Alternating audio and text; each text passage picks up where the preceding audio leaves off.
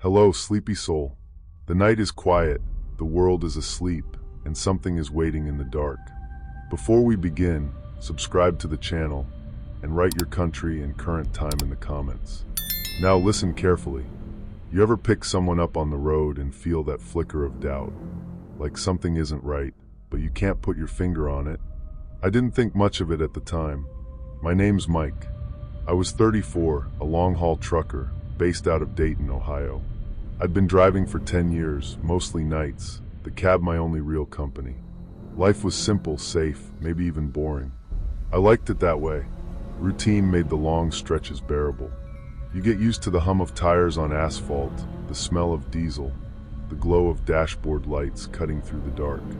That's where my story begins. It was a Tuesday night, mid-September, the kind where the air's crisp but not cold. I was rolling down I-70 near Springfield, somewhere in the middle of nowhere. My rig was loaded with industrial parts, nothing glamorous. I just passed the rest stop near mile marker 68 and was feeling that quiet kind of tired you get after 5 hours behind the wheel. Headlights flickered behind me, then slowed. I noticed a figure on the side of the road, thumb out, coat pulled tight. He looked young, maybe 20, though there was something weird about his face, like it had the same expression as an old photograph you can't place. I hesitated. My gut tightened, but I'd done this plenty of times. The thought that it might be a bad idea crossed my mind, but I brushed it off. He looked harmless, maybe a kid needing a ride to the next town. I pulled over. "Thanks," he said, climbing in. His voice was calm, unnervingly calm, like he knew exactly how to put people at ease. "Where you headed?" I asked, keeping my hands on the wheel. "Anywhere I can catch the next exit," he said. "I have a few stops in mind." There was nothing particularly wrong with that, but I couldn't shake the feeling that his eyes were searching. Not looking at me, not judging, just searching. "Name's Tyler," he added. I nodded. "Mike, where you coming from?" "Not far," he said, "but I know what's coming down the road." I laughed. "Sure, kid. You mean traffic?" "No," he said, and his tone wasn't joking. "Accidents. People getting hurt. I can see it before it happens." I blinked at him, half expecting him to laugh. He didn't. He stared straight ahead, calm, and there was conviction there. I told myself it was nothing. Kids play games like this. Maybe he had some weird app, some radar, or he just liked scaring truckers. We drove on. The highway was empty, the radio humming low. Then he started naming things. "There's going to be a crash at exit 71 in 15 minutes. Silver minivan, white pickup. Head on. Someone's going to get hurt." I glanced in the rear view, smirking. "You're joking, right?" "I'm not," he said. "You'll see. Just watch." I shrugged, shaking my head. "Kid, I've got deliveries to make. No time for your horror show." We drove on in silence, but I kept my eyes peeled at the next exit. And then it happened. A silver minivan swerved too wide, clipped a white pickup. The screech of metal, the spin, the crash, it was ugly. People were screaming. My heart stopped for a second. Tyler didn't flinch. He just said quietly, "Told you." I shook my head, muttering, "No way, that was just coincidence." He shrugged like it was normal, and then we kept going. Over the next few hours, it became impossible to ignore. Every prediction he made came true. A semi-jackknifing on the next stretch, a car sliding off the bridge. He'd whisper the details so casually, and I'd tell myself I was imagining it. But the signs were undeniable. He never seemed to get tired, never blinked too long, never aged. And the more I tried to dismiss him, the more intense it got. By the time we reached Columbus, I was jittery, tense. My chest hurt. My hands gripped the wheel tighter than they ever had. "Why are you doing this?" I finally asked. "Because it has to be seen," he said. "Some people ignore the warnings. I make sure they notice." I laughed nervously. "This is insane. You're some kind of freak show." He just smiled, the kind of smile that didn't reach his eyes. Then, when we stopped for gas, he did something that froze me. He pulled out a notebook and wrote down the next week's predictions. Just dates, times, names of streets. I didn't touch it. I didn't want to, but I could feel the chill crawling up my spine. I dropped him off near a truck stop just south of Columbus. He thanked me, got out, and disappeared into the shadows. I didn't think I'd ever see him again, but I did. Weeks later, on another run through Indiana, I saw him again. Same coat, same calm, same expression. He waved. I ignored it, hoping he wouldn't notice. But he did. He walked up to my cab while I was refueling. "You're on the list," he said. I frowned. "What list?" "Those who don't believe me." My stomach sank. Something about the way he said it made my blood run cold. I didn't argue. I just drove off. That night, I parked at a rest stop near Richmond, Indiana. I couldn't sleep. Every sound, trucks rolling, tires squealing, the faint hum of the highway, made me jump. And then I saw him, outside my window, standing under a flickering lamp, just watching. I wanted to laugh at my own paranoia, but the whisper of footsteps from the rest stop hallway made me freeze, every nerve screaming I wasn't imagining this. I locked the doors, windows up. He didn't knock, didn't make a sound. Just waited. I started taking different routes, changing schedules, avoiding truck stops. Nothing helped. Tyler always found me. Once, I woke to the sound of tapping on my windshield. It was him, notebook in hand, scribbling notes, looking up at me through the glass. I called the police, explained everything. They laughed. "You're being followed by a guy making guesses? Maybe get some rest." I knew they didn't believe me. Hell, part of me wondered if I was losing it. Months passed. I started documenting everything. Every encounter, every prediction, every accident. And it became clear, he wasn't just lucky.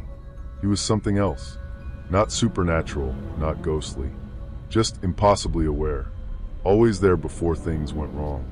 And worse, he didn't age. I saw him again last month, and he looked exactly the same as the first night I picked him up. The worst was the predictability. I could never outrun him. You'd think after 10 years on the road, I'd be able to recognize danger. But Tyler made it personal. He knew where I'd stop, where I'd park, when I'd sleep. It wasn't just the predictions, it was the way he appeared exactly where he needed to, just to remind me I wasn't safe. I quit long-haul trucking. I took a job locally, working nights in a warehouse. I still see him. Once, in the grocery store, I turned a corner and there he was. Notebook tucked under his arm, waiting calm. Watching. Smiling. Sometimes I wonder if it's a warning. Or a threat. Sometimes I think he just enjoys it. The scariest part? I don't think it matters. He'll always know. Always be there. If you ever see a hitchhiker on a dark stretch of highway, think twice. Not because they might be dangerous in the usual sense, but because some people see the world differently.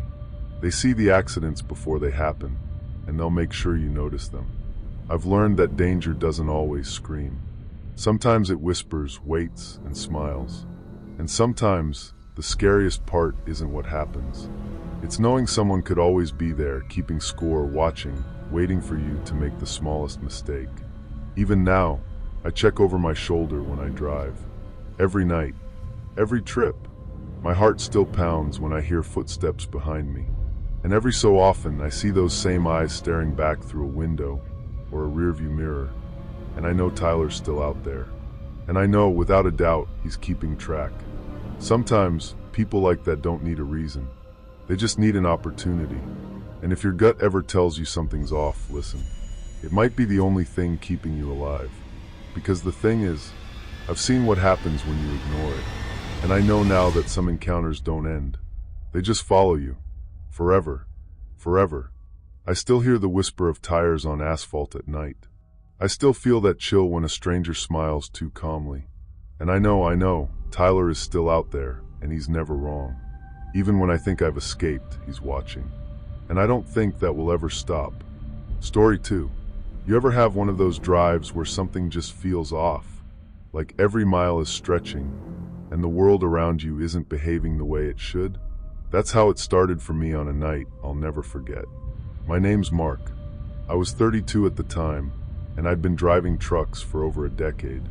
I lived in a small town just outside Tulsa, Oklahoma, and honestly, my life back then was pretty routine. I had a few friends scattered across the state, no kids, no wife, just me and my rig. I liked it that way. Long drives, the hum of tires on asphalt, the isolation, it all felt safe. Predictable. Until that night, I'd been hauling a refrigerated load from Dallas to Kansas City. Standard run, nothing fancy. The route I took was mostly interstate, but I liked to cut through smaller highways when the GPS said it would save time. That night, around 1:30 a.m., I took a detour that promised a shortcut. The weather was clear, the radio low, and the highway empty. Too empty, maybe. The first thing I noticed was the fog. Thick, low-hanging, drifting across the road in a way that didn't make sense. I'd driven in fog 100 times before, but this was different. It clung to the pavement like smoke, hugging the lines so tightly I could barely see the edges. The streetlights were dim, the ones that were supposed to guide me flickered. And then I saw it. Cars ahead of me, just a couple, vanished. 1 second, their red taillights were glowing. The next, they weren't there at all. I slowed down, rubbed my eyes, checked my mirrors. Nothing. My stomach sank a little, but I told myself it was just my eyes playing tricks. Fog can do that, right? It's only a few seconds, probably a deer darting across the road or a mirage. I kept driving, but it happened again. Another car gone. And then I noticed the curve in the road ahead looked wrong. I remembered this stretch being straighter. I pulled off briefly to a rest stop that shouldn't have existed, a small gravel pullout with a rusted sign that barely read Miller's Rest. I never saw it on maps. I shook my head, laughed at myself. Maybe I'd been driving too long. Maybe I was seeing things. I called dispatch to check if the route had changed or if there were reports about the fog. They didn't know anything, just assumed I was on the usual back road. I double-checked the GPS, straightforward, no deviations. But the road behind me wasn't the one I remembered. Mile markers were missing, guardrails twisted in odd ways. I could feel my chest tighten. That's when I saw it. Headlights in the distance, another truck, but something about it felt wrong. It wasn't moving naturally, just gliding behind the fog, matching my speed perfectly. Every time I sped up, it kept pace. Every time I slowed down, it slowed. And there was something about the driver's silhouette I couldn't shake. They weren't making any adjustments, no shifting, no turn signals. Just there, silently, impossibly patient. I tried to ignore it. I told myself it was a long-haul driver who had also gotten lost, maybe some teenager in a stolen rig. But when I took the next exit, trying to get back to a known highway, the road behind me, it wasn't there. It had changed. The exit led me to another stretch of gravel and asphalt I didn't recognize, more fog, more darkness. Panic was creeping in. I stopped at another pullout, tried to get my bearings. My hands were trembling. I could feel the pulse in my ears, that buzz that comes with sheer adrenaline and fear. I called a friend, Dan, another trucker I'd known for years. "Dan, I think I'm lost," I whispered, trying not to let my voice shake. "This road, it's not normal. Cars, trucks, they vanish, man. I can't explain it." He laughed nervously on the other end. "Mark, you've been driving late nights a lot. You're seeing things." Fog, tired eyes. Take a break, grab a coffee, call it a night. I wanted to laugh at myself too, but the sound of my own engine in the thick fog sounded alien. I started driving again. And that's when I saw them, the other trucks. Not just one, 3, 4. Lining the sides of the road, their red taillights glowing faintly. They weren't moving. They were parked on the lines. But when I tried to swerve around them, they moved. Just enough, like the road itself was shifting. I remember gripping the wheel so tightly I could barely breathe. My eyes darted to the rearview mirror. Every vehicle that had disappeared was back there, all frozen, like snapshots of the last moments I saw them. I wanted to stop, get out, run, but the fog, the road, the isolation, it felt impossible. Then I heard it, a knock, soft at the cab door. My stomach dropped. I was alone. I hadn't stopped anywhere for people. I looked through the side window, nothing. No one. Heart pounding, I locked the doors. My pulse was deafening in my ears. Minutes stretched. Hours, maybe. I don't know. Time felt wrong. And then another knock, louder this time. I turned my head slowly and saw a shadow movement, a figure pacing just beyond the fog. Not a ghost, this was real. Someone was out there, tracking me, maybe waiting for me to stop. I floored it. The truck roared forward, the tires gripping the asphalt. I passed the supposed mile markers, the strange pullouts, the trucks frozen in place. And then finally the fog thinned. The highway ahead opened up. I saw streetlights, familiar signs. Relief washed over me, a wave so strong it made me dizzy. I pulled into the nearest truck stop, hands still shaking. I couldn't call anyone yet. Didn't know what I'd even say. But I knew one thing. I wasn't imagining it. That stretch of road, that fog, those frozen vehicles, it wasn't natural. And the person or people out there, waiting in the fog, they were real too. I never went back on that route. I took the longer way, every single time. Even months later, driving through other back roads, every foggy night, my stomach churns. Sometimes you don't realize how quickly something ordinary can become terrifying. How easily a routine drive can become a trap.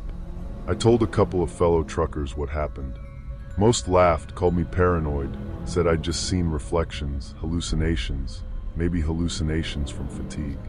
But every now and then, someone else speaks quietly about that highway, about cars that vanish, about drivers who never come back. And it makes my hands sweat just thinking about it. I've learned to trust that gut feeling you get when something's off. I listen now.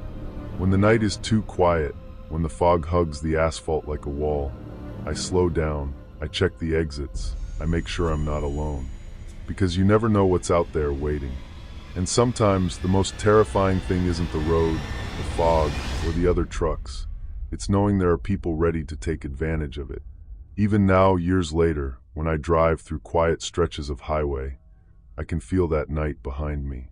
My eyes scan the rear view, my hands grip the wheel. The street looks ordinary, quiet, even comforting, but my gut tells me something is off. And I know I'll never forget the highway of the vanishing lights. Because sometimes the scariest part isn't what happens. It's knowing it could happen again. Story 3. You ever drive somewhere and get that feeling, like you're not alone on the road, even when it's just you and the asphalt stretching ahead? I never thought much of it, until one night on a mountain pass, I learned that fear doesn't always wait to knock at your door. It sometimes rides right on your bumper. I'm Jason, 28 at the time, living in a small town tucked into the foothills of the Appalachians. I worked a regular 9-to-5 in logistics, boring, steady, nothing to write home about. My life was routine: wake up, coffee, drive into town, sit at a desk, go home, repeat. My girlfriend lived across town, and weekends were usually lazy, hiking, grabbing dinner, movies. Safe, normal, comforting even, until that Friday night. It started out like any other night. I had stayed late at the office to wrap up some shipment paperwork, the kind of mindless task that makes your eyes glaze over. By the time I got into my old Honda, the clock read 10:43 p.m. The roads were quiet, the sky clear but dark as ink. The mountain pass I took to get home was a stretch I'd driven hundreds of times. Twisting curves, dense woods on either side, barely any lights except the occasional reflector posts.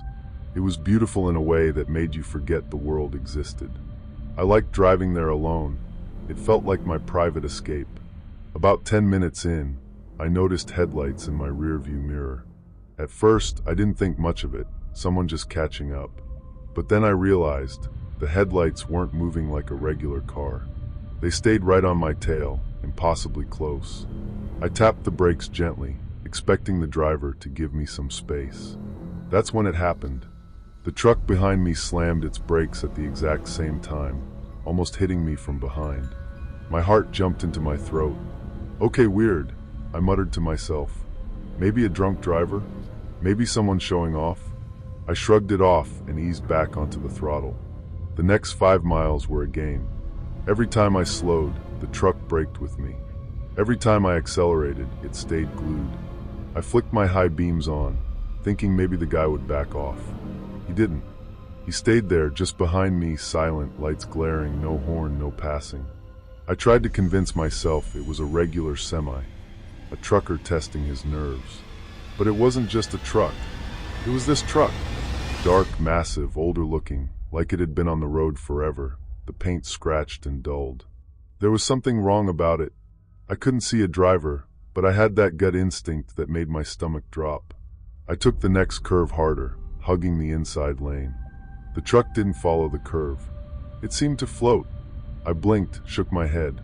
"You're just tired," I told myself. "You're imagining it."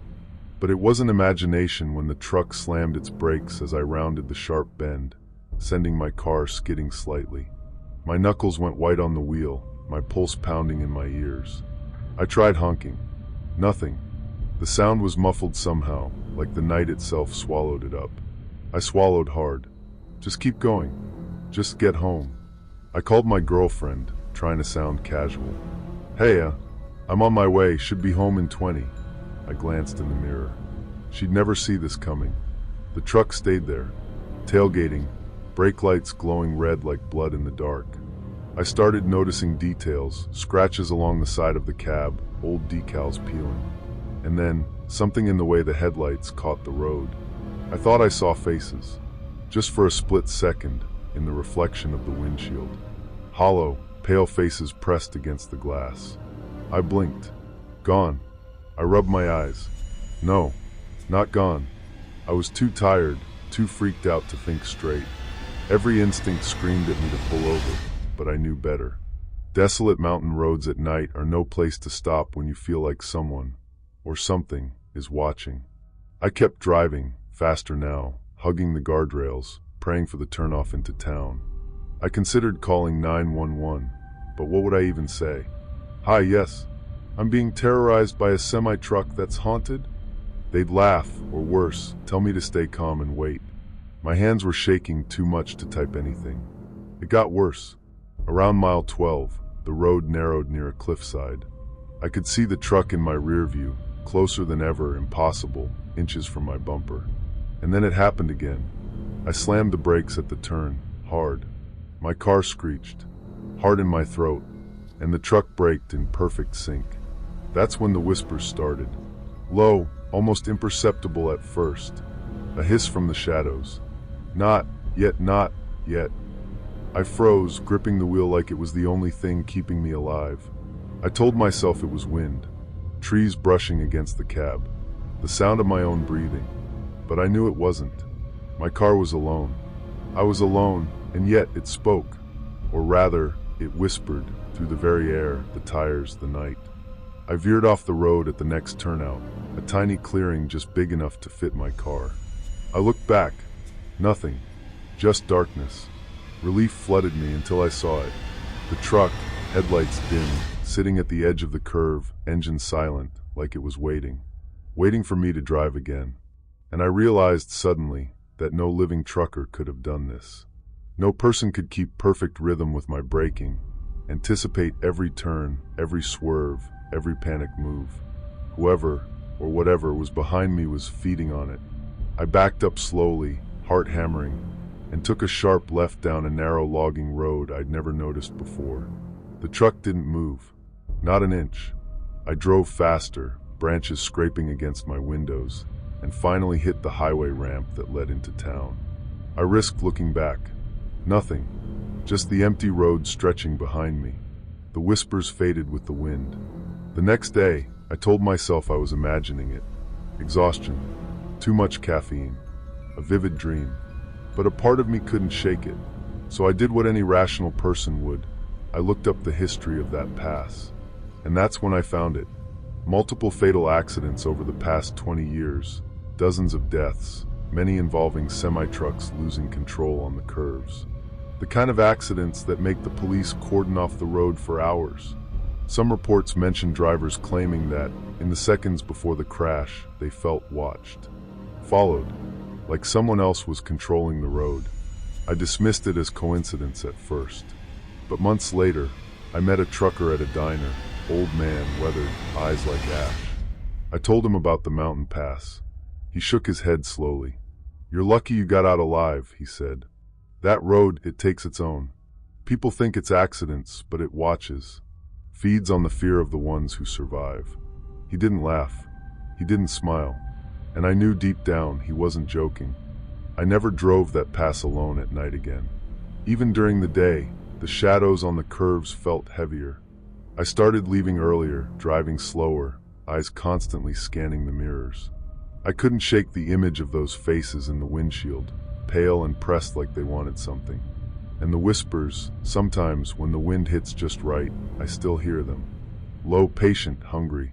Not angry, not vengeful, just waiting. And sometimes I can't help but wonder, how many people die there, and how many are spared, only to feel that same breath of terror sliding along their necks, until they learn the hard truth, that the road itself remembers, that it feeds on fear, and that no one is really alone, not when the highway hums with the souls of the ones who didn't make it. If you ever find yourself driving alone on a deserted mountain road, and a truck appears behind you, tailgating, brake checking, silent, remember this. It might just be a coincidence, or it might be a warning. The kind of warning that doesn't knock politely. It rides with you, closer than your shadow. And sometimes the only thing keeping you alive is the tiniest shred of courage, or the fastest foot on the gas. Because once that truck decides it wants to play, it doesn't stop, and neither do the eyes that ride with it. I've told this story to friends. They smile, maybe laugh nervously, maybe shake their heads. I don't care. I don't need them to believe me. I just need anyone driving that road at night to be careful. Watch the mirrors. Keep your pulse low. Don't let panic make you make the first mistake. And if you hear that whisper on the wind, don't argue. Don't slow down. Just keep going. Sometimes the scariest part isn't the truck itself. It's knowing that the ones behind it, the ones who died, they're still there. Watching, waiting, feeding. And one night, if your luck runs out, they might just decide you're next. I learned that the hard way, and I'll never forget it, because some roads aren't meant to be driven alone, and some trucks aren't meant to exist. The memory of that night still rides with me. Every curve, every headlight in the rear view. Every night, I hear it whispering just behind me, and I don't know if I'll ever truly be free from it. The mountain remembers, and it never forgets. Story 4. Have you ever been so tired that the world around you starts to feel like it's breathing with you?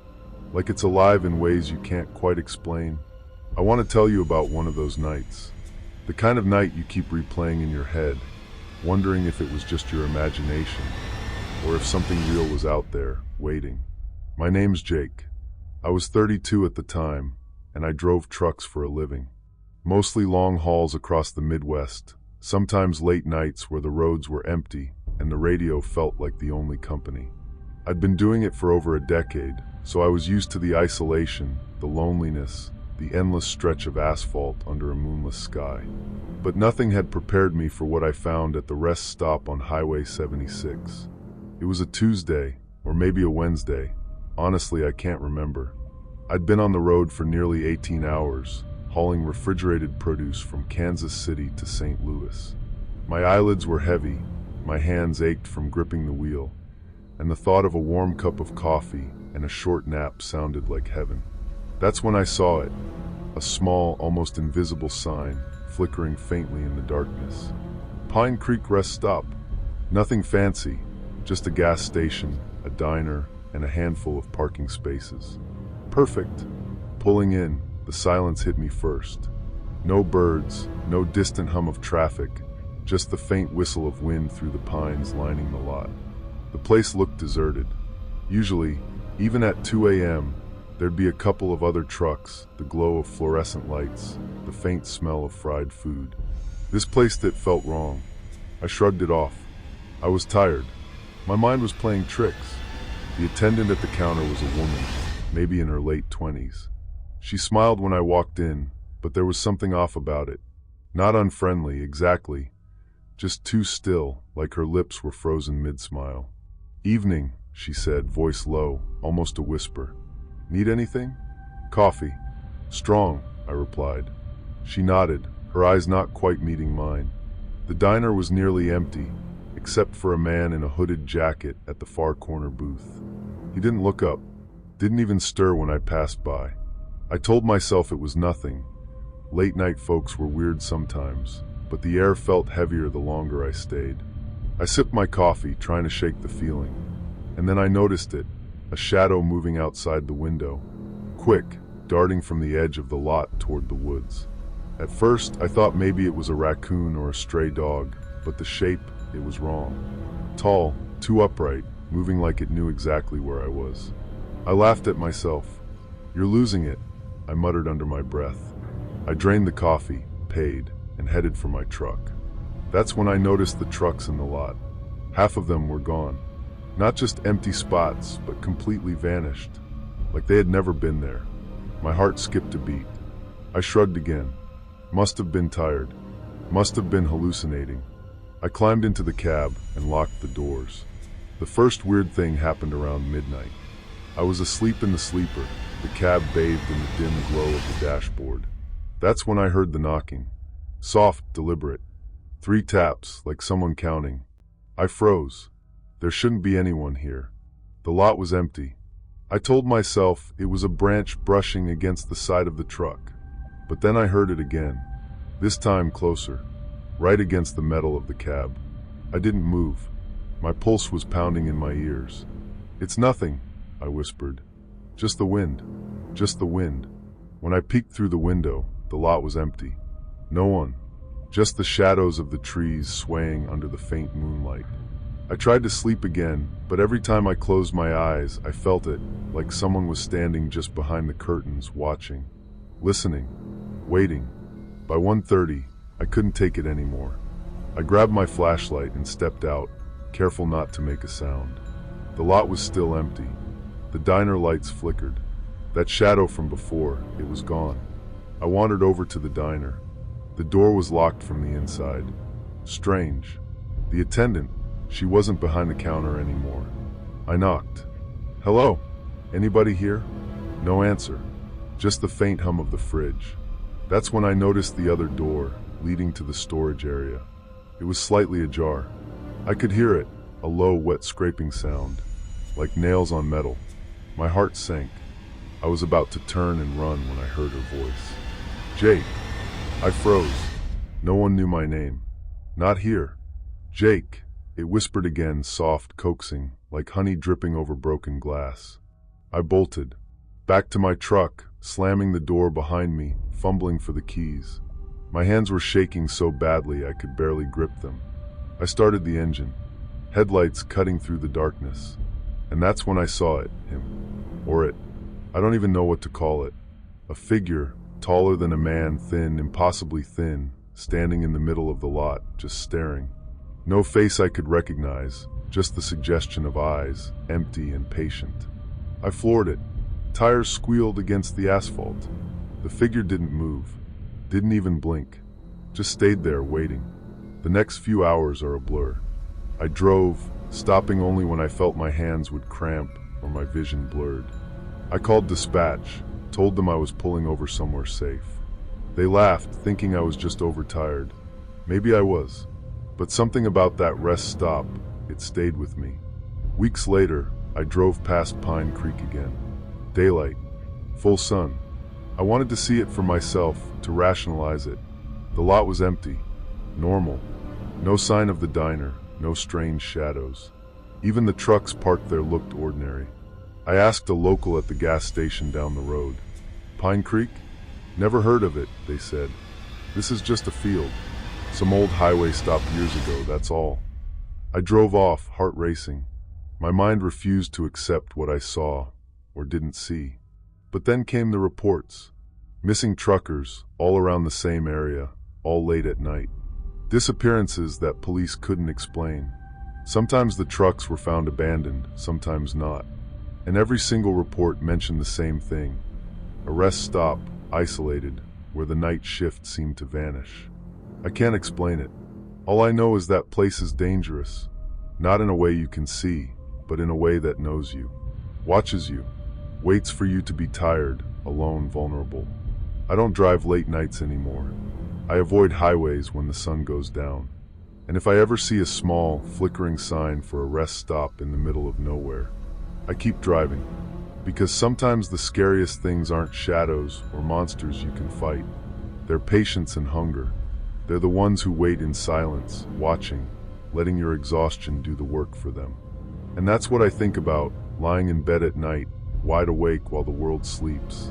I might have escaped, but not everyone does. If you ever find yourself driving alone, late at night, and a rest stop looks too quiet, too empty, too normal, just keep going. Don't stop. Don't even look back.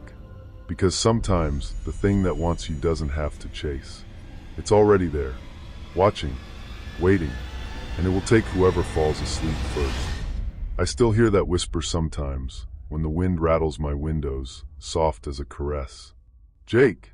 And I wonder, if I'd stayed a little longer, if I'd been just a little slower, would anyone be telling this story at all? Because rest stops aren't meant for rest. Not all of them. Some are something else. Something hungry. I still see it in my dreams. Tall, silent, patient. Always patient. Always waiting. And I think about those truckers who never made it. And I know one day someone will stop there again. And maybe they won't come back. Story 5. I remember the first time I realized something was very wrong, though I didn't know it at the time. My name's Jason. I was 31 then, living in a quiet suburb of Memphis. I've been driving freight trucks for years, mostly long hauls that take me through stretches of highway where the only company is the hum of tires on asphalt and the occasional distant taillight. Life was routine, boring even, but I liked it. There was comfort in routine. The same routes, the same rest stops, the same greasy diner coffee every third night. Safe, predictable, until the job that should have been ordinary became the thing I still wake up sweating from at 3 a.m. It started with a call from a dispatcher I didn't know. He had a low, calm voice, precise, professional. Jason, we've got a special load for you. Pick up in Little Rock, delivery to Louisville. Nothing fancy, just a sealed crate. High priority. Nothing sounded strange at first. I asked what was inside. Just equipment. Fragile. Don't open it. Standard procedure, he said. That was all. I shrugged and accepted. No one ever tells truckers what's inside anyway. That's normal. But something about the way he said don't open it planted a tiny seed in my gut. I brushed it off. The crate itself was odd the moment I saw it. Plain wood, sealed with heavy metal clasps. No labels beyond a barcode and a handle with care sticker. But when I ran my hand along it, I felt faint vibrations, almost imperceptible, like it was humming softly. I told myself it was just the truck's engine, or maybe the highway's resonance through the trailer floor. I didn't think much of it, yet. The drive started normally. I left Little Rock in the late afternoon, cruising along the interstate with the sun dipping below the horizon. The crate was secured in the back, wrapped in nothing but a thin blanket. And that was the first time I noticed it. The faint sound of scratching, soft like nails on wood coming from inside. I froze in the cab, listening. Probably a rat, I muttered to myself. I laughed, a hollow, nervous laugh. Nothing in a sealed crate, idiot. But the sound persisted, faint at first, then more distinct. And I swore I heard whispers, tiny, indistinct, almost like someone talking to themselves, but muffled by the crate's wood. I told myself it was fatigue. Long drives, late hours, my mind was playing tricks. I was tired, exhausted even. That night, I pulled into a rest stop outside Nashville. The lot was mostly empty, the fluorescent lights flickering, the hum of the overhead sign buzzing. I sat in my cab, engine off, staring at the crate. The sound stopped when I turned the key off. But just as I was about to relax, I heard it again, whispering, clearer now, almost deliberate. I don't know why I did it, but I pressed my ear against the wood. The voices were fragments. Names. Places. Dates. Names I didn't recognize. My skin crawled.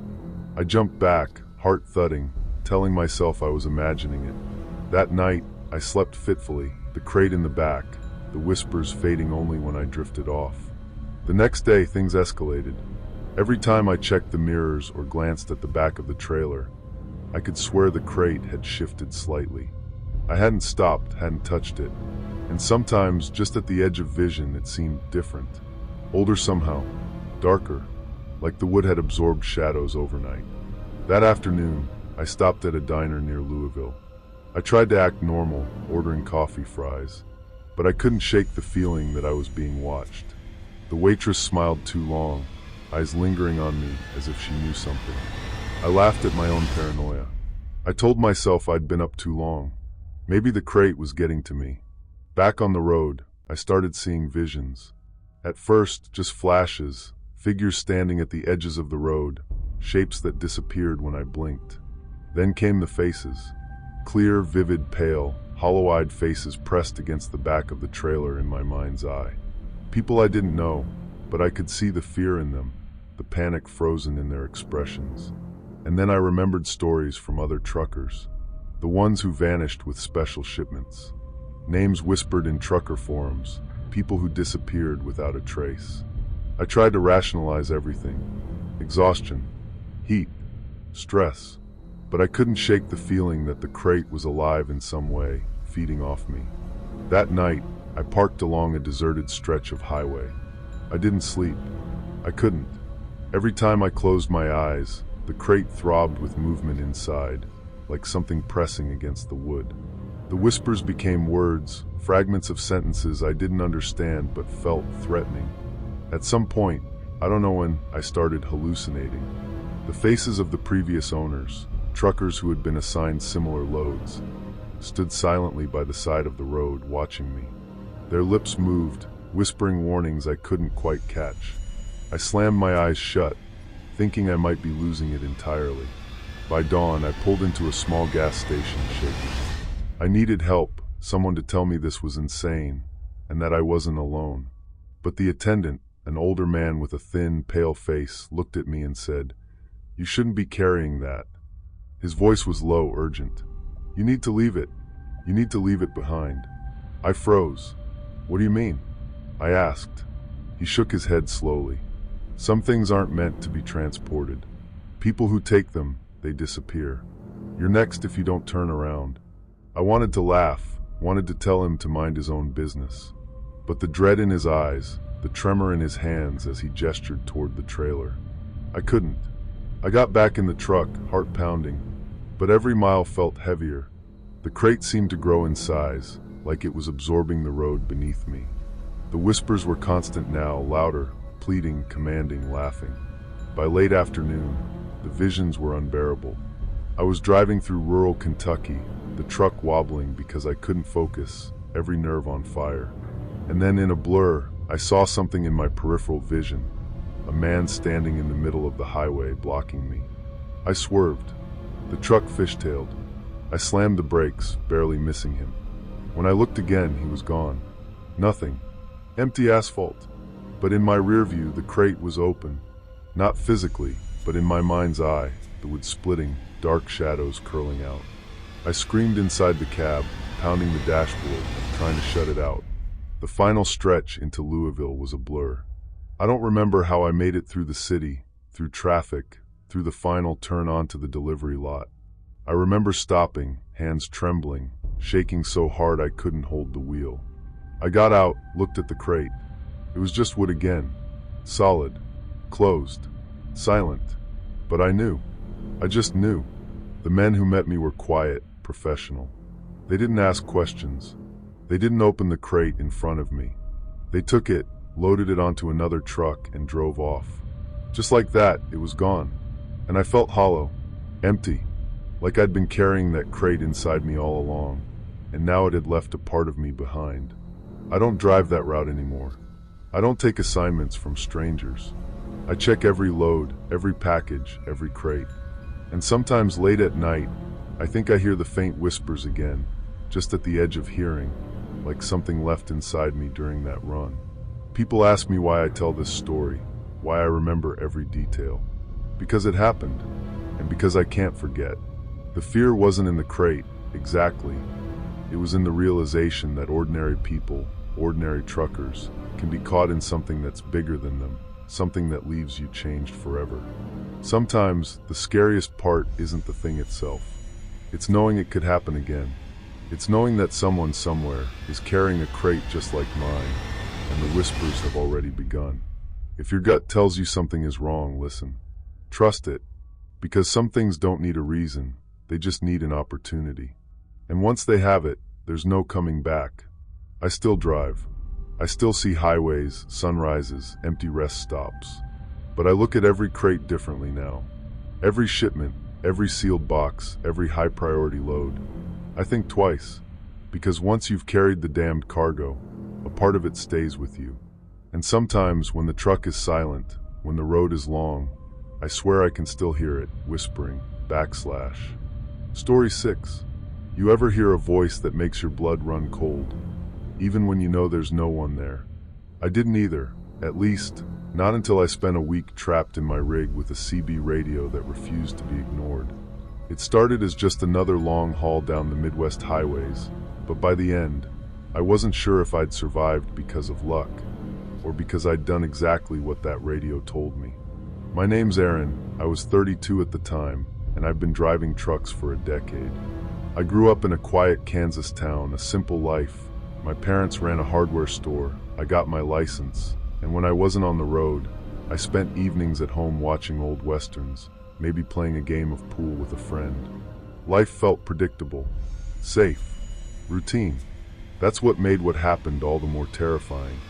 I remember it started on a Wednesday.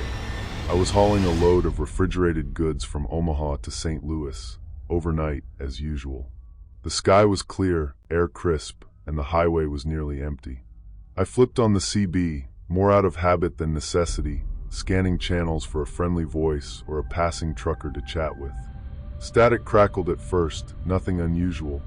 Then a voice came through. Calm, deliberate. Channel 9, Aaron. You're approaching exit 62. Slow to 45. I froze, thinking maybe it was some joke by another driver. I glanced at my speedometer.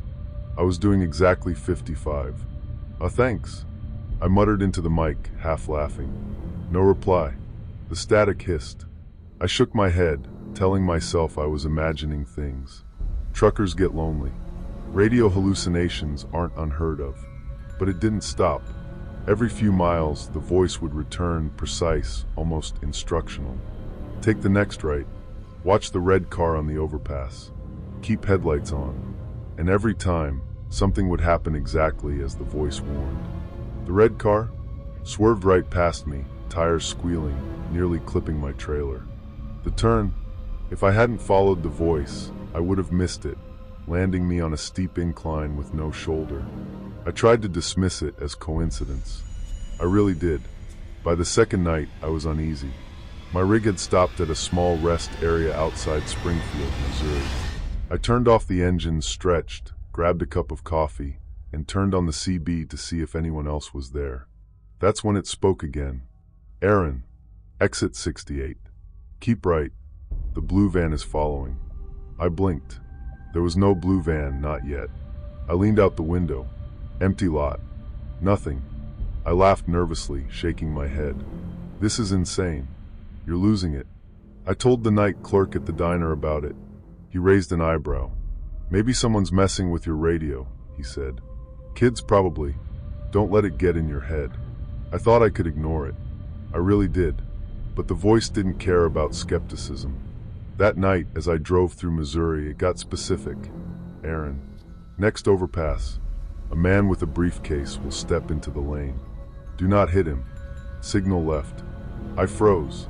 My stomach dropped. My heart thumped. Who steps into a highway lane at midnight? My hands shook as I followed the instructions. I slowed, signaled, and the overpass came into view. A figure appeared, briefcase in hand, pacing like he was part of a rehearsal. My rig swerved slightly, and I watched, frozen, as he stepped off the road safely. Behind me, headlights appeared, an SUV speeding. I realized the voice had saved me from being hit. I swallowed hard, gripping the wheel. The next day, I tried to replace the radio.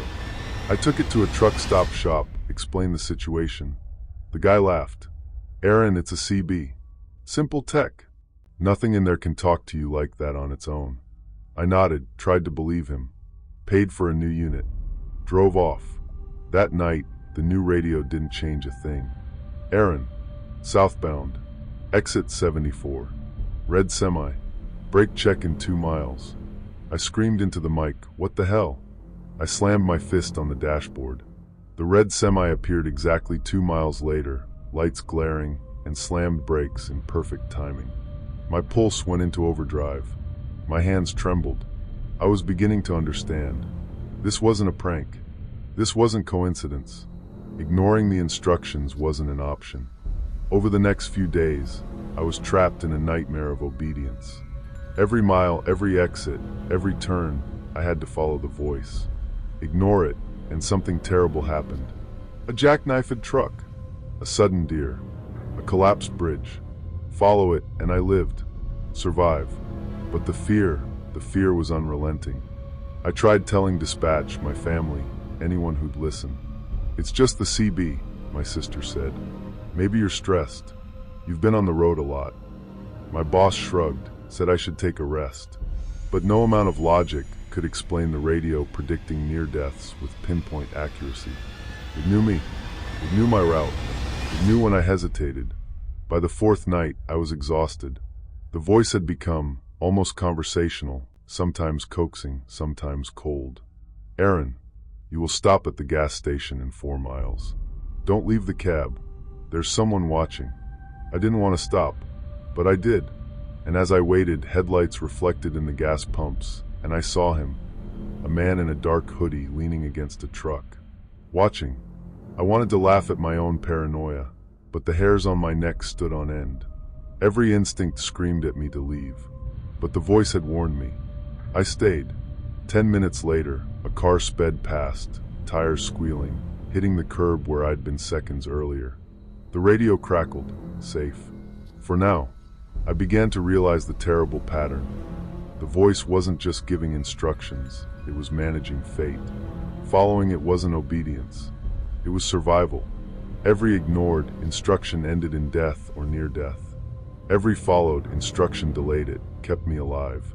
And the worst part, I started to wonder what the voice wanted. Why me? Why now? By the 6th night, my mind was fraying. I was driving through Illinois, fog thick, visibility low, the voice instructing with unnerving calm. Aaron, exit 82. A man will step out. Do not collide. Signal right. The road splits ahead. Stay left. Blue car approaching fast. I followed it, shaking, exhausted, senses screaming. Every mile felt eternal. Every instruction felt like a thread holding my life together. I had no way to verify it. I had no choice. I had no control. And then, the voice said something new. Something that made my blood freeze. Aaron, tomorrow, you will meet the driver who owns this voice. Do not be late. Follow exactly. I thought I was hallucinating, but something in the tone, the finality, the calm inevitability, made me stop laughing. It wasn't a prank. It wasn't coincidence. It was waiting. I started planning, mentally, obsessively. Where would I go? How could I meet a voice? Could it be human? Or worse, something else? The next day, I drove like a ghost. No conversation, no CB chatter, no stops beyond fuel. The instructions were subtle, almost benign. Curves, exits, fuel, rest. But every one ended in survival, and the consequences of failure were obvious. Car wrecks, near misses, dangerous weather. By dusk, I found myself at a quiet truck stop near St. Louis. The radio crackled one last time. Aaron, enter the diner.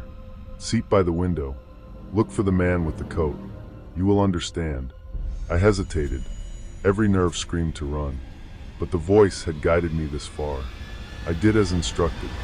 Inside, it was empty but for a lone man in a long, dark coat, sitting by the window. He turned, and I swear he didn't smile. Didn't blink. He just looked, and it felt like he'd been waiting for me. Good, he said softly. You listened. I froze. My pulse raced, my hands trembling. Who what? I stammered. He gestured to the radio I had set on the table. Everything you survived came from here.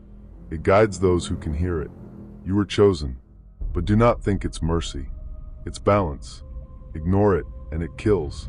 Follow it, and you live. For now. The diner felt cold, even in the warm evening light. My mind couldn't process it. And then, just as abruptly, he stood, left a few bills on the table, and walked out. No goodbye, no explanation. Just gone. I haven't driven long hauls the same way since. I installed a new radio, never touched Channel 9, and try to stick to routes with traffic, with witnesses. But even years later, sometimes at night, I hear the faint static, the subtle voice whispering directions, and I know it's still out there, waiting for another driver, another chance to speak, another life to guide or take. Sometimes the scariest part isn't that it talks. It's that it knows. It knows when you hesitate. It knows when you're alone. And if you ever hear it, the only choice you have is to obey. Because survival isn't guaranteed. It's conditional. And the radio never forgets. Even now, I check my mirrors. Every passing truck makes my stomach knot. Every CB crackle makes me tense. I know deep down that the voice could reach me again, that it could guide or punish. And I know this. Sometimes the only thing between you and death is a calm, mechanical voice telling you exactly what to do. And sometimes that voice is watching. Story 7. You ever notice how long stretches of highway at night can make you feel off? Like the road itself is watching? I thought I knew what that felt like. I thought I was just tired, or maybe too much caffeine. My name's Derek. I was 32 at the time, a long-haul trucker based out of Indianapolis. I'd been driving for about 8 years, mostly nights. I liked the quiet, the hum of the engine, the steady glow of headlights cutting through darkness. Life was simple, predictable, maybe even boring. That was before the Mirror Highway. It started on a Tuesday night, early October. The kind of night where the air's crisp and smells faintly of burning leaves. I was heading west on I-70, just past Richmond. My rig was loaded with automotive parts, boring, routine, normal. The highway was empty except for a few headlights flickering in the distance. My mirrors reflected the road behind me in the usual way. Or so I thought. I noticed something first in the passenger side mirror. A flicker. Not the usual shimmer from headlights or a passing sign, but something else. A shadow moving, but wrong. Like the reflection was doing its own thing. I blinked, shook my head. Probably just fatigue. But it didn't stop. Every few miles, my mirrors began showing something twisted. Alternate versions of the highway. Lanes warped in strange angles. Signs bleeding letters. And then the figures. Shadows that looked like drivers, but not exactly. Monstrous versions of myself, hunched, teeth bared, eyes too wide. I caught one in the rear view, standing on the shoulder in the reflection, staring at me with an intensity that made my stomach drop. I swerved slightly, heart hammering. Get a grip, I muttered to myself. Fatigue. Stress. Nothing more. I kept driving, but the shadows stayed. Then they started talking. Not loud, not really audible at first, but in the corner of my mind, whispers. Warnings. The highway wants you. Don't follow. It feeds on drivers. I slammed my fist on the wheel. My pulse roared in my ears. I called my buddy Tony, who was another trucker I met at the yard. You ever see your mirrors act weird? I asked. Dude, what are you on? He laughed. Mirrors don't act weird. I knew he'd think I was joking or worse, losing it. But I wasn't. I kept driving, keeping my eyes glued to the road and to the mirrors. The first real scare happened near a rest stop outside Dayton. I saw myself in the left mirror. Same jacket, same hat, but twisted, grotesque. The reflection waved at me. Not a friendly wave. More like a signal. My reflection mouthed words I couldn't hear, eyes pleading. Don't turn here. Don't stop. I slammed the truck into motion, ignoring the exit. My hands shook, my breathing shallow. The reflection in the mirror stayed, staring as I accelerated past. That night, I parked at a different rest stop, miles off route, trying to shake it. I thought maybe fatigue had gotten to me. Maybe stress. I slept little, waking every few minutes at the faintest shadow or sound. And every time I checked my mirrors, that alternate highway stared back at me. Twisted, impossible, full of drivers and trucks that shouldn't exist. And the whispers, always the whispers. Over the next few weeks, it escalated. Every time I drove at night, the mirrors betrayed me. A shadow of my own truck followed at a perfect distance in the reflection, never in reality. Shadows of people waved, mouthed warnings I couldn't quite hear. Once, I saw a monstrous version of myself step out of a reflection.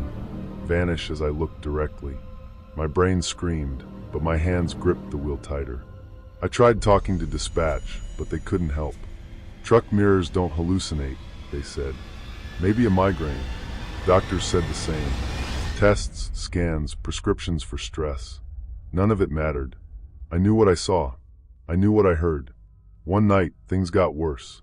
I was driving past Richmond again, near the old overpass. The mirrors went completely dark, then flickered back on, showing the highway, but inverted. Lanes looping, streetlights dripping downward, trucks frozen in impossible positions. The shadows of drivers stepped forward, pointing at me, screaming in silence. And then a voice, my voice. Not my real voice. Deep, guttural, saying, "You can't leave. You belong here." I slammed on the brakes. The truck fishtailed slightly, tires screeching. I checked behind me. Nothing. Just the empty highway. But the reflections didn't lie. The monstrous figures weren't in the real world, but their intent was clear. I started taking detours, avoiding highways, daytime trips. But even in daylight, when mirrors were supposed to be harmless, I saw them. Glimpses in the side view, a hand waving, an eye staring, the faint outline of a face twisted like mine. My sleep fractured. My mind frayed. Then came the notes, not written by anyone I knew. Small scraps of paper tucked into my cab, under the seat in the glove box. Messages, the highway waits. Don't trust your mirrors. Your reflection is not you. I didn't show anyone. Who would believe me? The police laughed when I mentioned it, co-workers joked. I couldn't tell anyone, not really. One night, I pulled into a truck stop outside Indianapolis. I parked, but the mirror showed a version of the stop I didn't recognize. Shadows of other trucks that weren't there, drivers waving frantically at me. I froze. My reflection leaned forward, hand pressed against the glass. Mouth moving, whispering, "Escape. Don't sleep." I left the cab, heart hammering, running toward the diner lights. My shadow on the asphalt didn't match me. It lagged, twisted, trying to reach me. I nearly collapsed before reaching the safety of people. But the whispers followed. Even in the diner, even in the light. It got to the point where I refused to drive nights altogether. I took local routes, tried to ignore the highways. But the mirrors, sometimes in the grocery store, in the bathroom, I'd catch a flash of it. A twisted version of myself, waving frantically. A warning I couldn't escape. Months later, I met an old trucker, retired now. I told him everything. He nodded like he'd expected it. "Mirror highway," he said. "They call it that out west. Some drivers see it, some don't. Those who do either vanish or quit. Doesn't matter how you drive. It wants you, wants your attention, your soul." I laughed nervously. "Soul? Come on, man. You think I'm joking?" Asked the boys who never came back. I didn't sleep for 3 nights after that. Every time I closed my eyes, the mirrors flickered in my mind. The highway warped. Twisted versions of myself standing there, pointing, warning, screaming in silence. I started keeping a journal, recording every glimpse, every whisper, trying to rationalize it, but I can't. Some nights, when I drive even a familiar stretch of highway, I swear I see a shadow moving in the mirror before me. Not me, not real, and I know it's waiting, watching. I don't drive far now, mostly local deliveries, daylight hours. But when I pass a long stretch of empty road, I can feel it calling. That distorted version of the highway in my mirrors. That other me warning me. And a part of me wants to turn the wheel and follow it, to see what lies at the end. Sometimes I wonder if those who vanish on the highway saw the same thing. If they drove straight into the reflections, thinking it was a trick, only to disappear. My hands shake sometimes when I reach for my mirrors. My pulse races when headlights appear behind me. And even now, years later, I check every reflective surface. Windows, puddles, store glass. I don't trust them. Not a single one. If you ever drive alone at night, take a long stretch of highway. Look at your mirrors. Watch carefully, because sometimes the road isn't just a road. Sometimes it's a trap, and sometimes it's watching you through the reflection, waiting for you to make a wrong move. And if you ever see your own face, twisted, monstrous, waving at you from the mirror, don't wave back. Don't even blink. Just drive.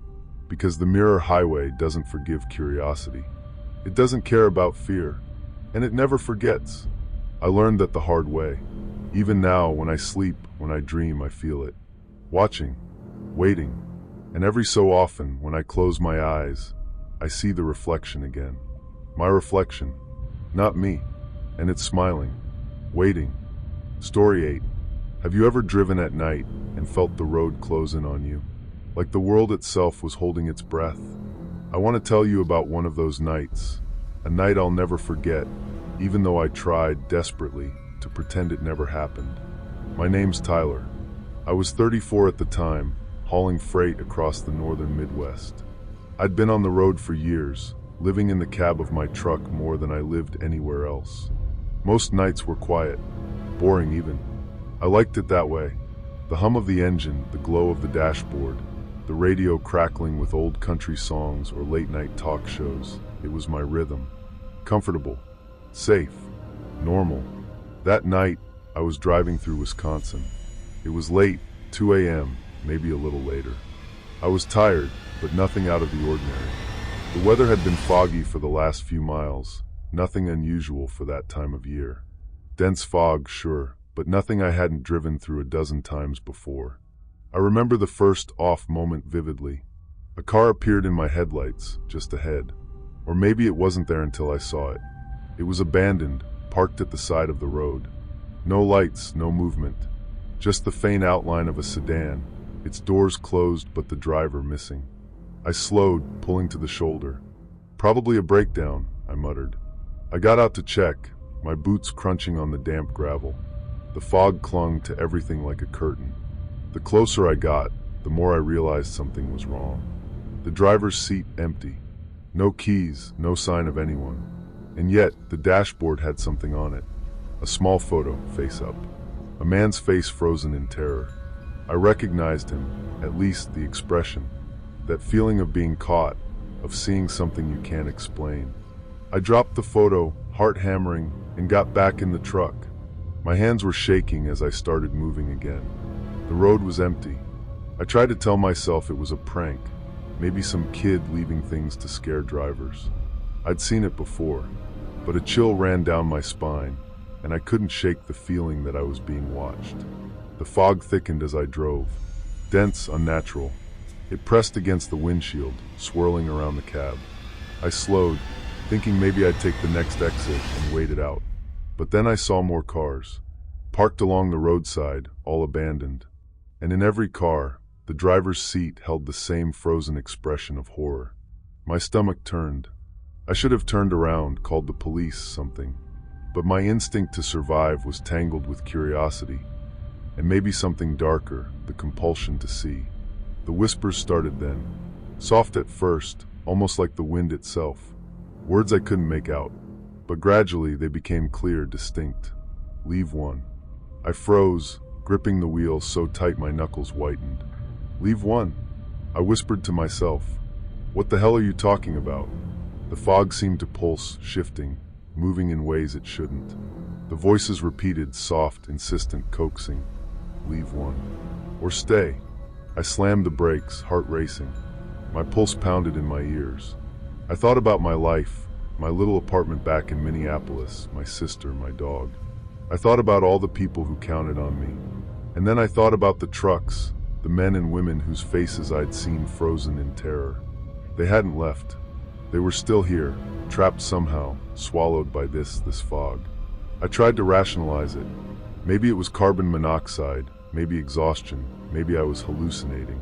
My eyes stung from staring through the mist. But every so often, shapes moved in the fog. Shadows that shouldn't have been there. And every time I looked too long, I saw faces, not the frozen ones, but alive. Smiling, grinning, whispering. Watching. Waiting. Hours passed, though it felt like minutes. I stopped at a gas station. Well, I thought it was a gas station, but in the fog it looked strange. Lights flickering, empty pumps, the smell of diesel thick in the air. I got out to stretch, and the whispers returned. Softer now, more insistent. I swear I could hear them saying my name. Tyler. I bolted back to the truck, fumbling with the keys. My hands were trembling so badly I could barely start the engine. Every shadow seemed alive, every rustle in the fog a predator. I forced myself to move, to drive, my eyes darting back and forth. And then I saw it.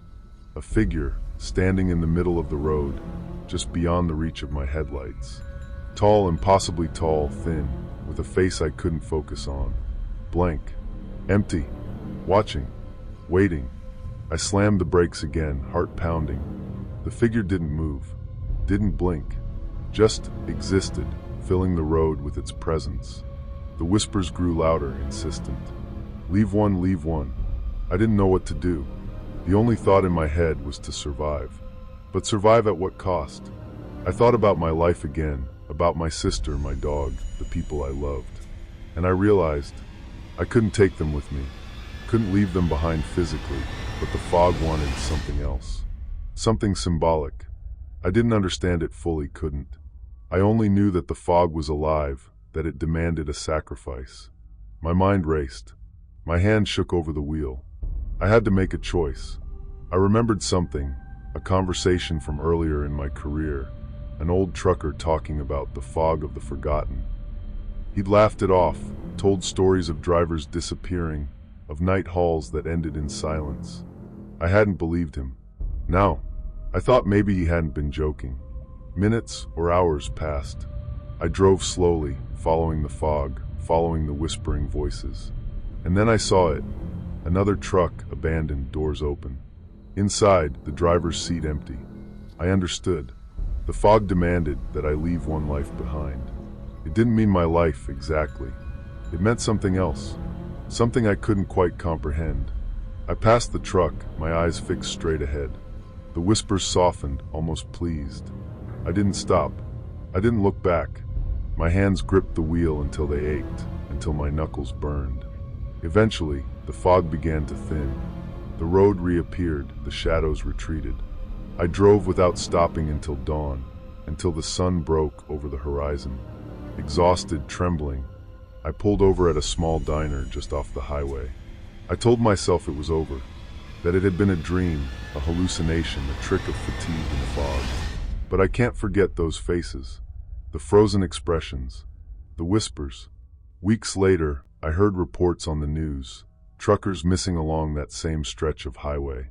Abandoned vehicles, drivers' seats empty, faces of terror etched into every witness photograph. I didn't report what I'd seen. I couldn't. Who would believe me? I still drive, but I avoid that route. And I always check the weather. Fog is different now. It isn't just mist or water vapor. It's waiting. It's patient. It watches. It whispers. Sometimes when I close my eyes at night, I can hear it. Soft, coaxing, insistent. Leave one, leave one. I don't know what would have happened if I hadn't followed its demand, if I'd tried to fight it. And maybe that's the worst part. The fog isn't just a weather phenomenon.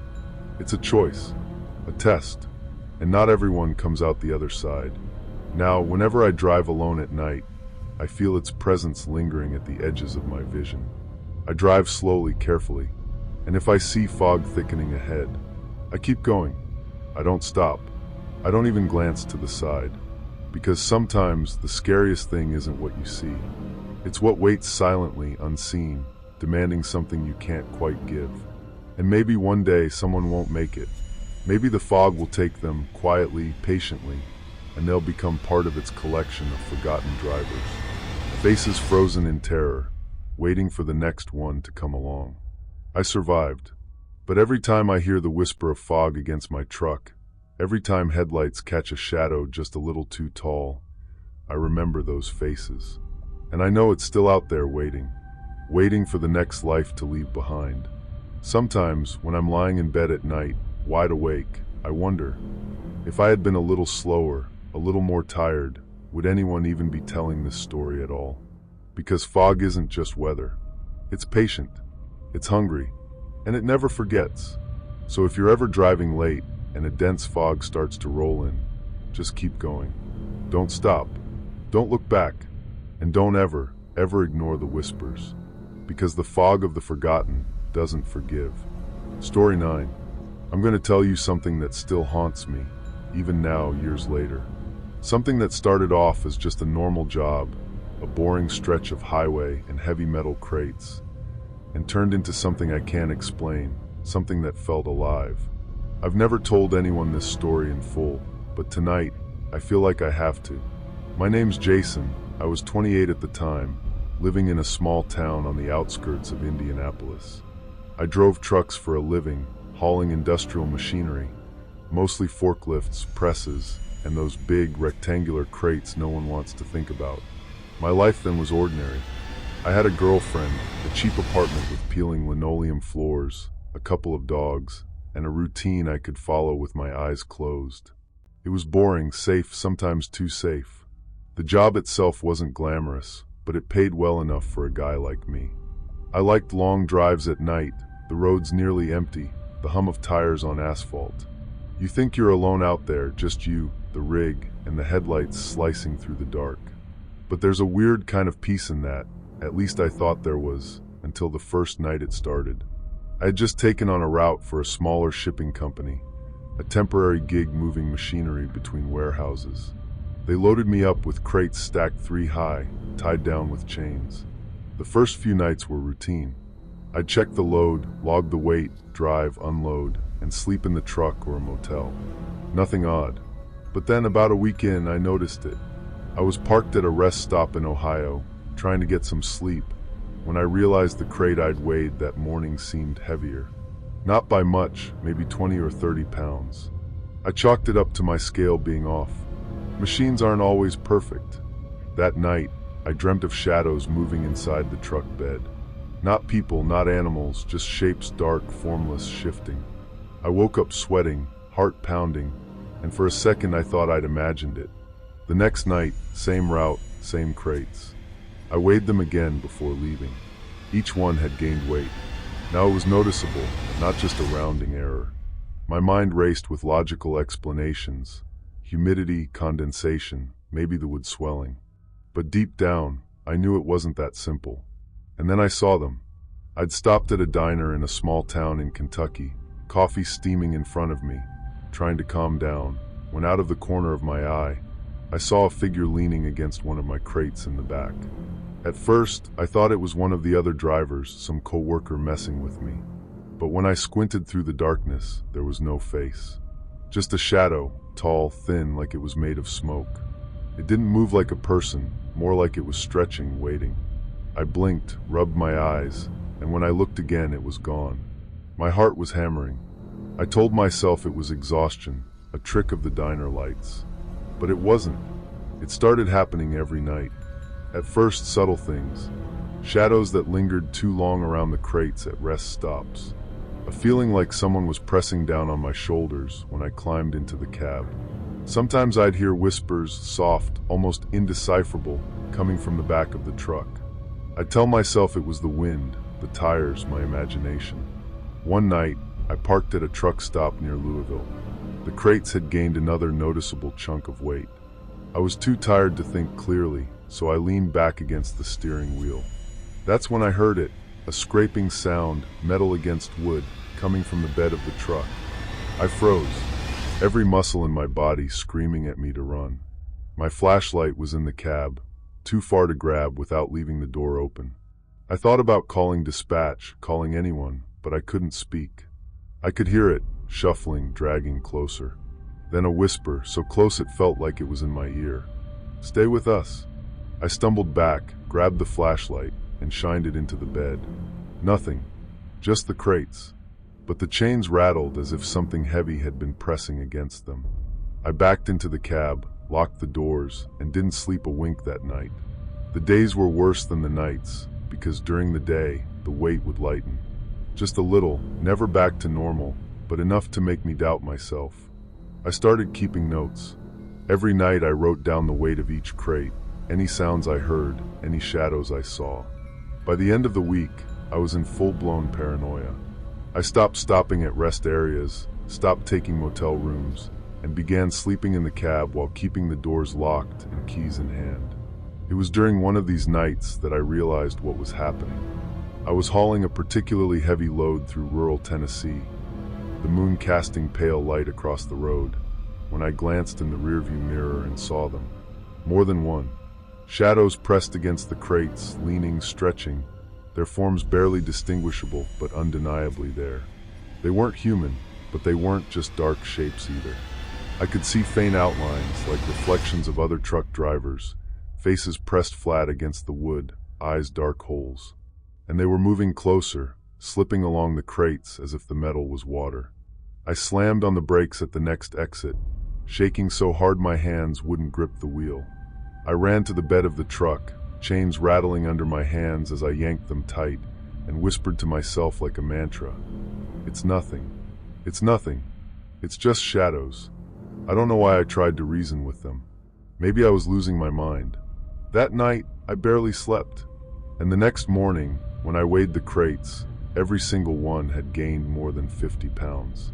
I could feel it, like the shadows were leaning into them, pressing down, feeding off my exhaustion, my fear. I started hallucinating. Figures in the corner of my vision, faint breathing sounds, whispers that turned into words. "Join us." I stopped telling anyone. Friends, dispatch, family, they'd laugh it off. "You're tired," they'd say. "Truck driving messes with your mind." But they weren't there at night. I was alone, driving, trapped in a cab with things I couldn't explain. It all came to a head on a stretch of highway in the Smoky Mountains. I had a full load, heavier than usual, rain slicking the road. Fog rolled in thick, so thick I could barely see the road ahead. I was exhausted, gripping the wheel, when I noticed a figure walking along the shoulder. I slowed down. That's when I realized it wasn't walking. It was gliding, sliding along the road without touching it, a pale shadow, elongated, arms reaching toward me. I panicked, slammed the gas. The crates groaned. I could hear them shifting, scraping, like they were alive. I glanced in the mirror, more figures pressed against the wood, faces I'd never seen before, old drivers who'd been missing, I think. They were leaning, trying to climb out. I don't know how I made it to the next rest area. I pulled into a lot, truck shaking, heart hammering, tears blurring my vision. I sat in the cab, hands trembling, listening to the whispering, the scraping, the weight settling heavier than ever. And then I did something I never thought I would. I unloaded the crates. I had a team meet me at dawn, and we separated each one, stacked them in a warehouse, checked them. The weight never went back to normal. Every crate had gained weight overnight. And that's when I realized they weren't just attached to the cargo. They were attached to me. The more tired I got, the heavier it became. The closer I came to breaking, the more they pressed, fed, watched. I quit that job a week later. I sold my truck. I haven't hauled industrial machinery since. I've tried to tell myself it was a psychotic break, exhaustion, a combination of too many nights on the road. But sometimes, in the quiet of my apartment, I feel it again. A pressure at my shoulders, a whisper that slithers along the walls, shadows that flicker just out of sight. I'll never forget the weight of those crates, or the eyes pressed against the wood, the way they followed me in mirrors, the way my fear became fuel for something I couldn't see. Sometimes, when I drive past a truck on the highway late at night, I imagine the driver inside, exhausted, checking his mirrors, feeling that creeping weight. And I think maybe it never ends. Maybe it's not the cargo that carries the shadows. Maybe the shadows carry the driver. If you ever find yourself alone on a long stretch of highway, late at night, and something feels off, trust your gut. Listen to it, because some things don't need a reason to haunt you. They only need you to be there. I've never gone back. I've never told anyone the full story, not even my girlfriend at the time. But I see it in my sleep. And I know if you listen carefully tonight, you might hear it too. The scraping, the whispers, the weight of shadows pressing in, feeding on fear. Sometimes the scariest part isn't what happens. It's knowing it could happen again, and that the next driver, the next person, might not be ready. It's out there waiting patient, and it doesn't forgive. The weight is real, and if you ever hear the scraping of chains in the quiet of the night, remember, it's not the wind. It's them, and they're always hungry.